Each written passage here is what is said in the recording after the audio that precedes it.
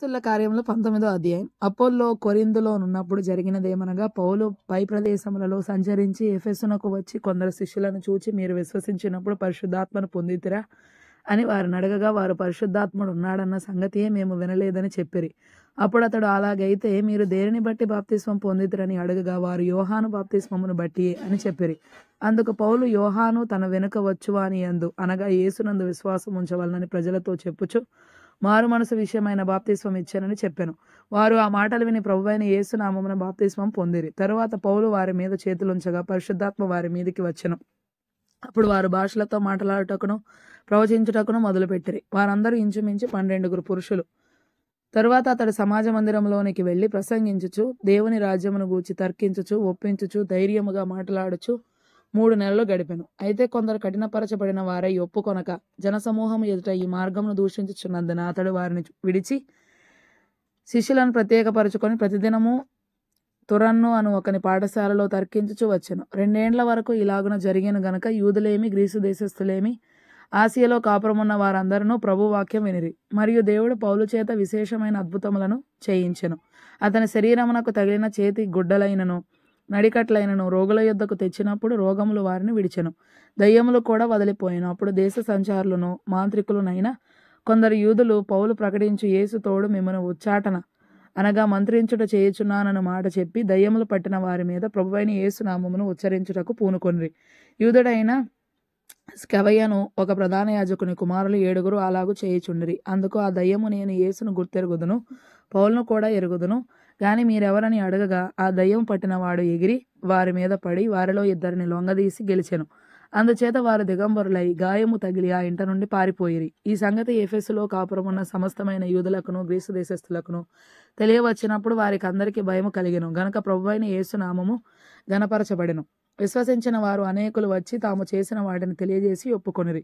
మరియు మాంత్రిక విద్య అభ్యసించిన వారు అనేకులు తమ పుస్తకములు తెచ్చి అందరి ఎదుట వాటిని కాల్చివేసిరి.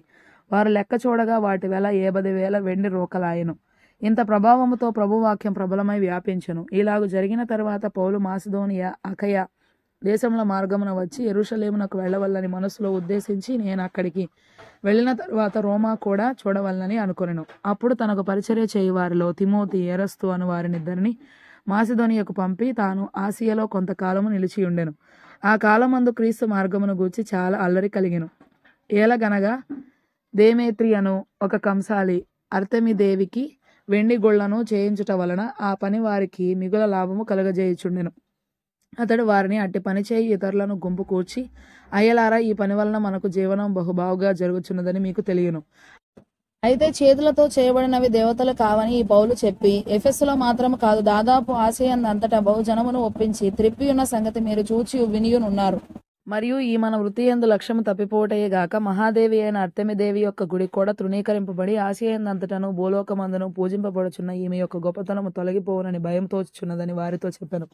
వారు విని రౌద్రముతో నిండిన వారై ఎఫెసీయుల అర్తెమిదేవి మహాదేవి అని కేకలు వేసిరి. పట్టణము బహు గలిబిలిగా ఉండెను. మరియు వారు పౌలుతో ప్రయాణమై వచ్చిన మాసిదోనియ వారైన గాయియును అరిస్తర్కును పట్టుకొని దొమ్మిగా నాటకశాలలో చొరబడిరి. పౌలు జనుల సభ యొద్దకు వెళ్ళదలచెను గాని శిష్యులు వెళ్ళనీయలేదు.